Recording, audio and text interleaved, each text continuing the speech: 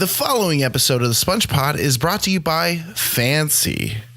Hello, Timothy. When I say fancy, what do you think about? I think of like a lot of gold, like gold toilets and like big houses and putting up your pinky when you drink tea. Okay. In general. Those are all very fancy type of things. Well, what if I could tell you that I could take all of what you just described and put it in a restaurant? Would that tickle your fancy? Yeah, I guess that'd be pretty cool to have like a restaurant with everyone's got their pinky up at one time. And gold-plated toilets to sit on? Yes, even out in the actual sitting area, I think. For sure. With a minimum of a $100 check, this fancy establishment was founded by Lishnook and is located in Bikini Bottom to satisfy those fancy fetishes. Wow, fancy fetishes. That's kind of weird. What type of food do they have at Fancy? No, Tim, you don't understand. It's not just about food. It's a lifestyle. Either you're fancy or you're not. You cannot be in between. So does that mean there's like a dress code for fancy maybe? Timothy, you cannot just sum it up with 2 words. I'm so sorry. You're probably just not fancy enough for our exclusive club. You just don't speak the language. You know what I mean? Yeah, kind of. I don't know. The dress code thing was kind of all I had. Does it make you feel weird to be on the outside of society where culture is cool on the inside, but you're not here? Does that make you feel weird, Timothy? Yeah, a little bit. I feel like I would really like to go to a restaurant that has gold toilets, but I guess I can't. Well, if you'd like to go to Fancy, just pick up some fancy clothes and adopt a fancy ideal, and maybe we'll let you in. Fancy, it's located in Bikini Bottom. Go there for all your fancy needs. Oh! And welcome to the SpongePod, the official, unofficial podcast of SpongeBob SquarePants, where we overanalyze every single episode and get down to the bikini bottom of your fan theories. I'm your host and in-house SpongeBob expert, Eric. Are you ready, Tim? Aye, Captain.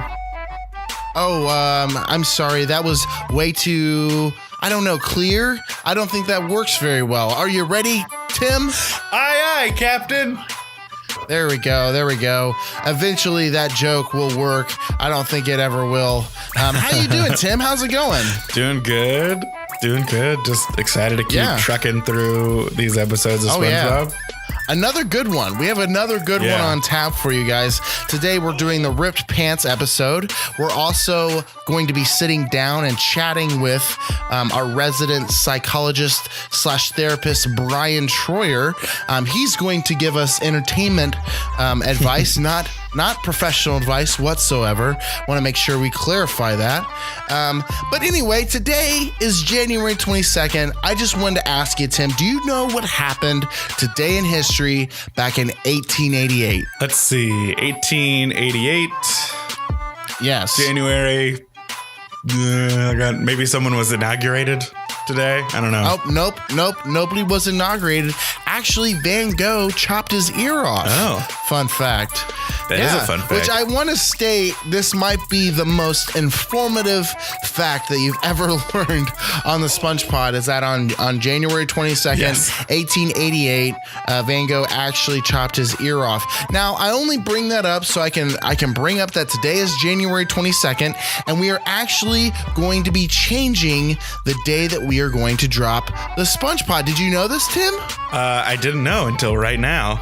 Yeah. It's been a long process. I'm trying to figure these things out. I'm trying to figure out how we want to do the SpongePod moving forward. Obviously, it's a new project. Thanks for checking us out in our early days. But I had a recent revelation. I had a revelation that instead of dropping it on a Saturday, on a Monday, which is during the work week, a good time to enjoy your podcast, I thought instead it would make more sense if we dropped our podcast on Saturday mornings. So we're actually going to change the date. Today is January 22nd, and our next show is actually going to be dropped on the 27th. Wow, you're going to get a SpongePod on the twice in a week. It's a SpongeBob now this twofer. will only. Oh yeah, twofer. And it's just so we can change our schedule so that you can enjoy the pod on Saturday mornings while you're watching your SpongeBob. You can turn your ear to our podcast. I think that makes a bit more sense. What do you think, Tim?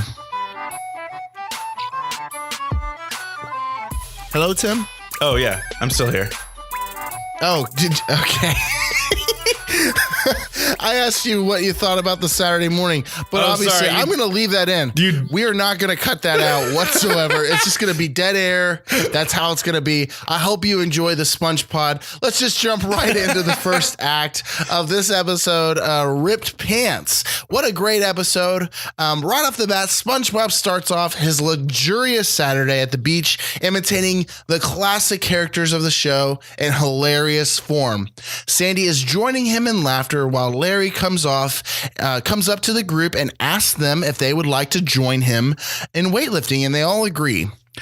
Everybody is showing off their intense strength while SpongeBob struggles to even lift a stick and 2 mellows. Upon his final lift, SpongeBob rips the back of his pants and the entire crowd goes wild in laughter. Immediately, SpongeBob is saddened and embarrassed. But then upon a fish coming up and telling him how smart and funny he is, he embraces his sense of humor and buys into the hilarity of the situation. Now, Tim, what did you think about this episode? I mean, did you find anything? Yeah, actually, there was a pretty interesting fan theory that I found online. Okay. Yeah, let me pull it up here. Yeah, okay. So it says, this is from Jesus Freak 220 on MySpace. Oh, wow. Okay. He or she says, here we see SpongeBob acting incredibly wise and generous, not showing up Larry in the weightlifting competition. SpongeBob has obviously shown his strength and flexibility before. As SpongeBob continues to prove how godly he is, his grace is enough in this situation. So what do you think of that one? Do you think it holds any weight? I think it's kind of weird because half of it is this theory trying to prove that SpongeBob is strong, and then the other half is trying to make an illusion that SpongeBob is God. So I'm kind of confused. It's very poorly written. Seems like it was written very quickly. I mean, I don't know what you think. I've never. Well, first and foremost, I don't know that I can associate SpongeBob to being God. But secondly, I don't really know that there's any proof prior to this episode that SpongeBob is incredibly strong. He is very flexible. Mm-hmm. I guess he does flip a lot of Krabby Patties in the opening episode. Works out. But I don't know if that's necessarily strength as much as it is endurance. What do you think, Tim? Yeah. I mean, I was thinking if maybe like, SpongeBob is a pretty nice guy. And, for sure. Maybe he actually does possess the strength and he doesn't want to show up his buddy Larry. But I mean, at the same time, there is that episode, or in the first episode in Help Wanted, where he tries to lift those 2 like stuffed animals and he can barely get them up his head. So maybe he's just not that strong. I don't know. Well, and something else to think about. I mean, he basically burrowed, Diglett style. He burrowed himself a hole to a friend, an ally, and asked for 2 mellows to use in his weightlifting situation. And I think that requires quite a bit of strength to dig holes. I've always, whenever I have to dig a hole, which is, I have to say, not very often, whenever I have to dig a hole, it seems to be one of the worst possible things that you could ever do. And somehow SpongeBob just digs right in and kind of goes to the other side and talks to that guy, and the guy gives him the mellow pretty quickly. I mean, I think there's a little bit on both sides. I'm not sure if I see SpongeBob as a god necessarily. I don't know if this episode or the writers in general were trying to make SpongeBob into a god, but I certainly see the whole the whole strength thing in terms of the marshmallows. What I took away from this section is one of Tim and I's favorite comedians. A big shout out to a guy who's probably never going to listen to this podcast or this episode. His name is Chris Gethard. He has a very good show on True TV. Very funny. He has a Chris Gethard show. But back in the day, he used to have this public access show, and he even wrote a book. And in this, he kind of expresses this idea of lose well, and it's something that Tim and I are very proud of. This idea in general, we actually both have a tattoo of the words lose well on us, both on our arms, right, Tim? Mm-hmm. Yep. Yeah. So basically, lose well to us means taking something that is obviously very difficult, maybe a failure at some point, and turning that into something positive. Because a lot of times we find ourselves in a place where we let our failures kind of define us. And it's kind of impossible not to do that if you really think about it. I mean, you could talk to yourself about it all the time. You could write it on your Facebook. I'm not going to let this failure, define me. But right. It's very hard to move past that, if that makes sense. It's very hard not to let what has happened to us, affect us moving forward. And so what this, idea of lose well basically says is when you come across an inadequacy, when you come across something, a shortcoming, something that you're not that good at, find a way to embrace it, find a way to love it. And instead of losing like a loser, lose well. Okay. And that's just something that this episode kind of brought up. Normally we do analysis of the episode and try to keep it funny or light, but I did kind of want to express that. I think this episode is a good example of lose well, in a sense that, SpongeBob obviously has a butt problem, with his pants. His pants are too small for his butt. And every time he bends, it seems like every single time he bends over, he's ripping those pants. And so obviously, considering his butt problem, instead of letting it define him and ruin his day or ruin his situation, SpongeBob embraces it and makes a good time of it, which kind of leads us right into the second act, unless Tim had anything to add to that. No, I just wanted to say, I'll just say real quick, along the same lines, really enjoy that SpongeBob is able to recognize that he has a weakness and then play to his actual strength, which is humor. And I really like that. We'll see him go a little too far with it, obviously. And that's something also we'll analyze with Brian later on in the episode. Make sure you stick around to hear Brian talk. But immediately there's a lot of pain. I mean, SpongeBob is being laughed at by the whole group. He's very upset, and he feels a lot of pain. He's very upset, but he turns a corner at that point. And that brings us right into our second act. SpongeBob takes to the city with his joke, taking it to the volleyball court where Larry reigns supreme. The weak sponge can't even serve the ball, but no need, because here we learn that a good sense of humor can make up for most of our inadequacies. SpongeBob flaunts his joke to an ice cream stand, a burger bar, and finally a surfing competition before pretending to be dead to attempt the joke again.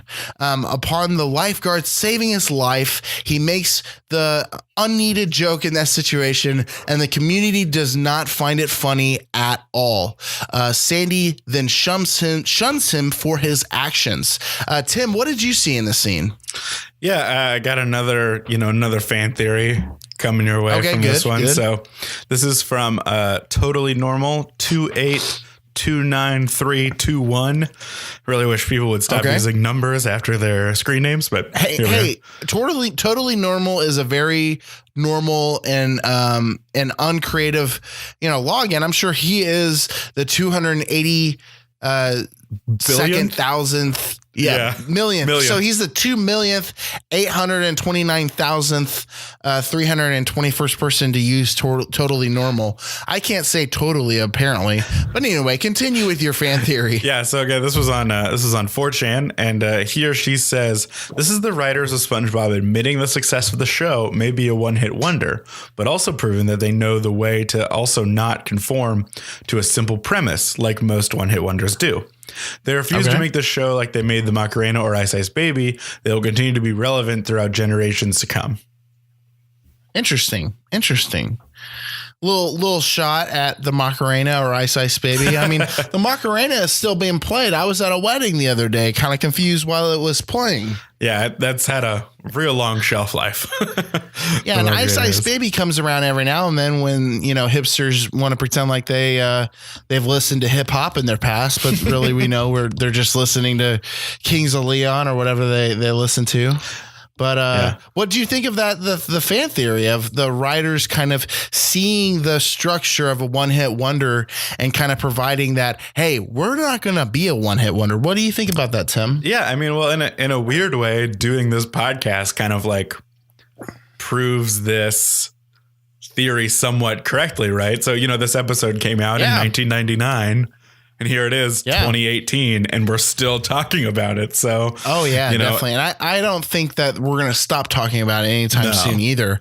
I think, if it's not this podcast, another podcast will pop up in 20 years, after we're done analyzing every episode. Right. And they're going to analyze every episode after we have, our first alien president at that point. We're definitely going to be talking about SpongeBob and how relevant it is to us on the above ground.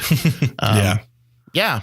No, yeah. And what I took away from this part is I'm just still kind of confused whether or not SpongeBob if his goal is to impress Sandy or if it is his goal to impress society at large, which if you think about most of the time in these type of situations, most of the time it is kind of a question of like, are we trying to impress, that friend from back home or that love interest we may have, or are we trying to impress society? Are we trying to be funny for the world? Or are we trying to be funny for our friends? And what do you think, Tim? I mean, do you think he's trying to impress Sandy, on a relational level, or do you think he's actually just targeting society at large and just kind of living like a fat king off this new joke that he has?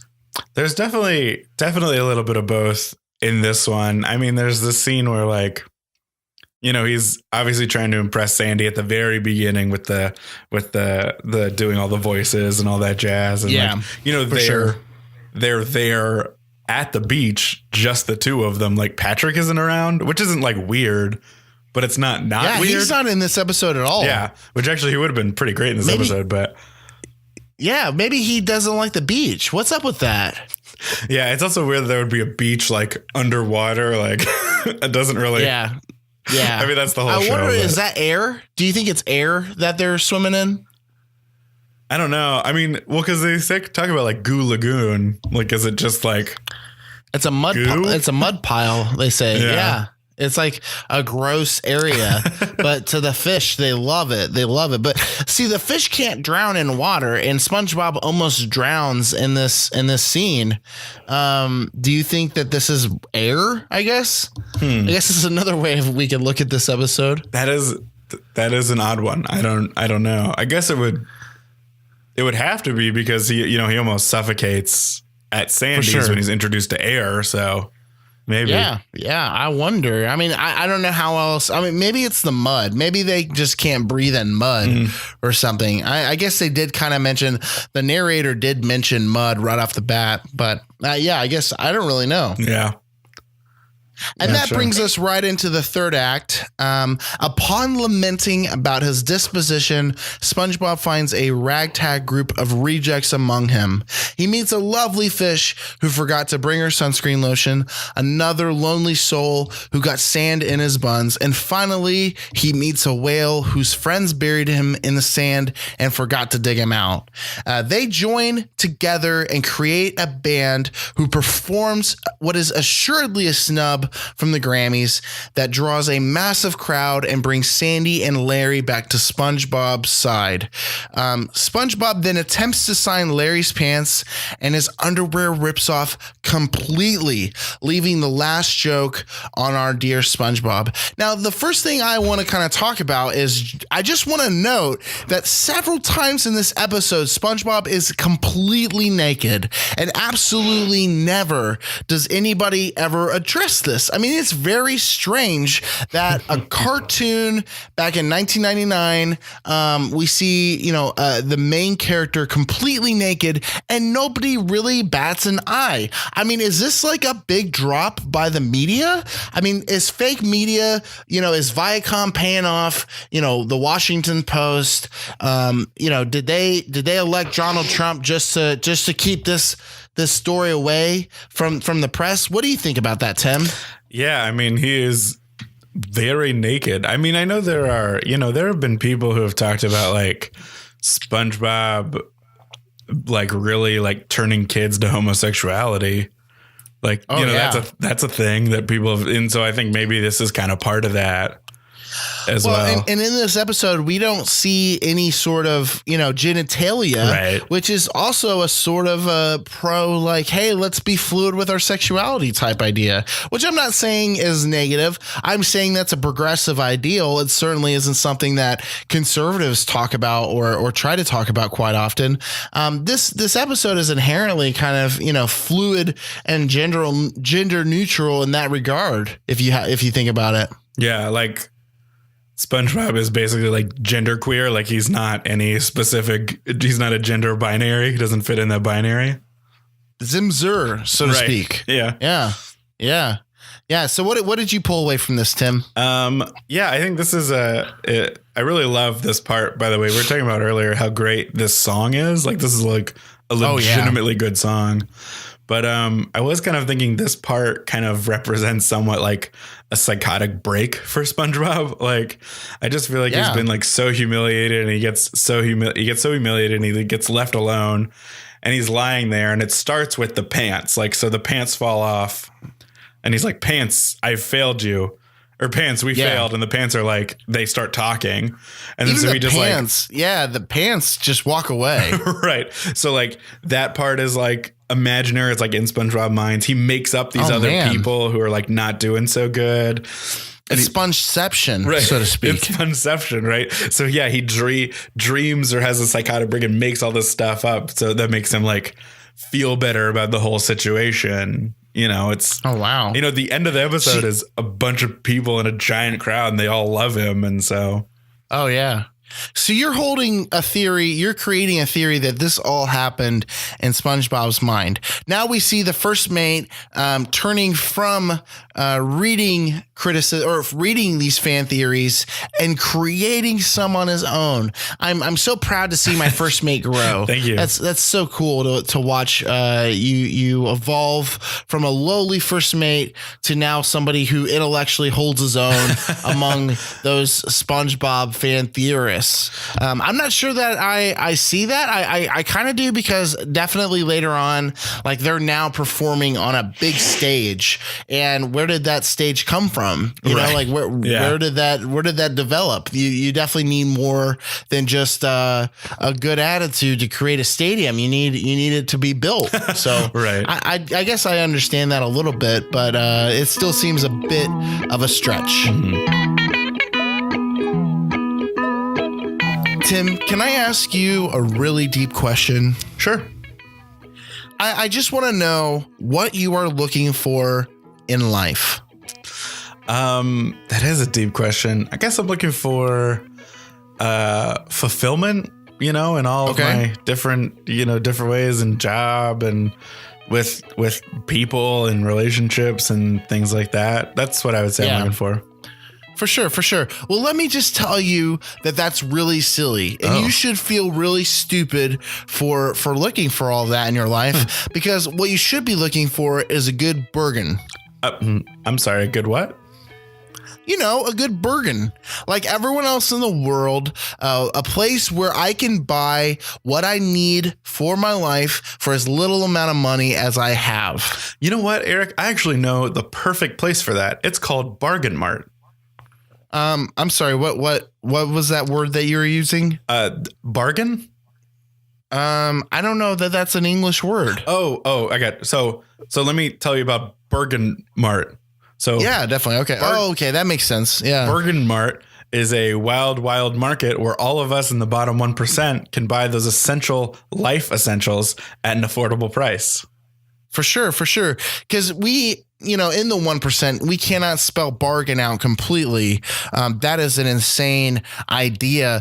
We only have time to say Bergen Mart, and that actually kind of oppresses us in the same way. I mean, it keeps us intellectually low, like we are in our social status. I mean, how does that make you feel, Tim? It kind of bums me out a little bit, actually. Yeah. It should bum you out. Society is keeping you down. It's not letting you know how to actually spell bargain. We're just going to spell it BARG 'N, Bergen Mart. That is the entire bit of this ad. Yeah. I think I've stretched it as far as we can go. What do you think, Tim? Yeah, I would say go to Bergen Mart for all of your shopping needs. And welcome back to the SpongePod. Thank you for checking out those sponsors. Make sure to check out their services. Tell them that we sent you. Not only will they give you a good discount on those services, but they will know that we're doing our job, right? It's a new year. We have a new job. I want to make sure that we do it. We don't give up on it. All right. So tell them that we sent you. That way they keep paying our bills. We are here with, I'm really excited to introduce this new segment to the SpongePod. I'm calling it Psychologically Speaking with Brian Troyer. Brian Troyer is a therapist in Madison, Indiana. He is a phenomenal thinker in the philosophical and psychological arts. And he is going to provide us with some solid entertainment advice, non-professional advice, TMTM, not professional, for all you lawyers coming after the SpongeBob. We know that Viacom is coming after us because we did not get any permission to do this. This is not a way to come after us. Anyway, welcome to the pod, Brian. How's it going, man? It's going well. I'm happy to be here. I'm happy you're here too. We had many long conversations in college about random things, including SpongeBob. I'm glad we could have you on the pod. Third Nerd represent, right? Third Nerd, baby. Oh yeah. So anyway, so this episode is just phenomenal in so many different ways. It's not only one of the most entertaining and classic episodes, but it has a lot of these different psychological, social trends in it. As a therapist, Brian, specifically in an entertainment sense, what did you see in SpongeBob? Yeah, this episode is an absolute classic. It's kind of actually a sad kind of reflection on self-worth and self-identity. Sure. We see the episode kind of open with SpongeBob pretending to be Sandy and pretending to be Squidward, which is kind of echoed later in the episode with just a complete lack of self-identity. He gets 100% of his self-worth exclusively from the approval of other people. Definitely. And he's willing to do kind of whatever it takes. He settles on one thing that seems to work, and that's what he does the whole episode. And when it stops working, he keeps doing it. Yeah, for sure. And you see this a lot in culture. I mean, I feel like, immediately I can think of a few comedians who had a really funny joke or a really funny character that held them, made them a lot of money for several years. And then all of a sudden you hear they're living in Ohio and they're like not in the entertainment industry. They're, I can think of one comedian off the top of my head who like completely cut off himself from society and moved to Africa because he felt like the jokes that he was making like didn't add up to society. So what I'm trying to say is sometimes, we've seen in culture, these people deal with very existential, macro type thinking when society kind of rejects them in this moment. And in this moment, we see SpongeBob kind of double down, like continue to do it and run it into the ground. What type of behaviors or what type of things do you think we could expect from SpongeBob kind of moving forward past this episode? Obviously, the episode kind of ends on a halfway good, basis, but what type of things might we expect from SpongeBob kind of moving forward? Yeah, that's a good question. We kind of, through the whole episode, we're hoping that SpongeBob reconciles with Sandy and that he gets, the rest of the crowd back onto his side because he feels totally rejected. But actually, the very, very end of the episode, we get a hint that that may not happen. Yeah. Because he goes to sign Larry's pants and he gets this kind of sly look on his face and then he rips his underwear totally off. Yeah. So even after reconciling with Sandy and kind of getting what he was looking for, he still falls back into those same patterns. For sure. Yeah, it's kind of a weird. That's definitely a weird section, and we talk about it a little bit on the overall pod. But I mean, in general, what do you think led SpongeBob into this situation? Was it maybe something that happened when he was a kid? I mean, what sort of study maybe is out there to explain what led SpongeBob into this type of behavior? Well, I don't know that we can necessarily apply it to kind of the bigger picture of his life, but at least on this day, we call this a maladaptive behavior. Wow. Basically, it's he's trying to get something and doing it in the wrong way. For sure. And in this case, he faces like humiliation and embarrassment the first time his pants rip, and he doesn't know what to do with that. And then the surfer bro comes up and tells him how hilarious he was, and suddenly he has this inroad back into social acceptance. Yeah, for sure. So do you think that this is like some form of like the social theory where essentially society brings you in and then kind of spits you out? I mean, do you think that there's something to be said here about how society uses what we find to be, good or bad, and we just kind of amplify it? I mean, I know we were just talking offline about several basketball players and their dads, how they've influenced different people. Society seems to take people in very quickly and then spit them out. I mean, what do you think this says about our culture in general? Yeah, I think it says a lot about kind of the short-term value of entertainment and kind of our willingness to use people for their entertainment value. For sure. The crowd kind of the first couple times really encouraged SpongeBob to keep ripping his pants because they said it was hilarious. And then the novelty of that wore off pretty quickly. Yeah. And he kept doing it. Yeah. And society kind of rejected him for it. For sure. And the other interesting thing, and we'll end on this. Thank you so much for hanging out with us. One last thing. I mean, it's very interesting because in my opinion, like the whole rip pants joke is actually like really funny.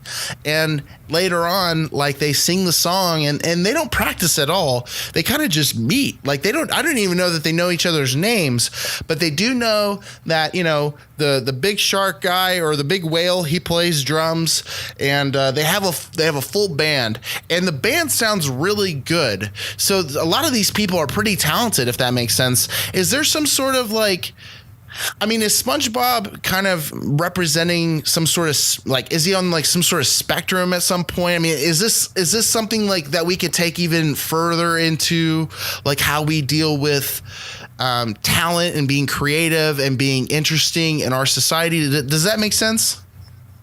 Yeah, I mean, this episode is kind of one piece of maybe the conspiracy theory that SpongeBob may be on the autism spectrum. Oh, wow. Wow. Because we see like total impairment of being able to like normally socialize with people. For sure. We see, he gets fixated completely on this one behavior, and no matter the consequences, he engages in that behavior. For sure. obviously there's more to autism than that, and SpongeBob is very high functioning if he's on the spectrum. Oh, yeah. But I do think there are some signs there from this episode. Well, and this being the 6th episode, it's a constant theme that Tim and I have when we're analyzing these episodes. I think the first episode we were talking about society and capitalism, and the second episode I think we were talking about something else big. And there's kind of a part of me that thinks, either these SpongeBob writers are like savant type writers who are just changing culture one episode at a time. 5 episodes into this SpongeBob, you can already like glean an entire like Bible's worth of knowledge, not really, but either these writers are the most prolific writers in the human history, or maybe we're thinking about this a little too much. Anyway, thanks so much, Brian, for joining us on the SpongePod. I'm so glad. I hope we can have you back several more times to just figure out what's going on in this sponge's mind. Absolutely. Thanks for having me. All right. Thank you so much for Brian Troyer for joining us on the SpongePod. It was a great conversation, wasn't it, Tim? Yeah, I enjoyed listening to it. The funny thing about it is you were there the whole time, but you didn't say anything, and I don't know if that's because you just didn't have anything to add, or if that's because it was just too profound and intellectual. I mean, could the first mate keep up? Like what happened there?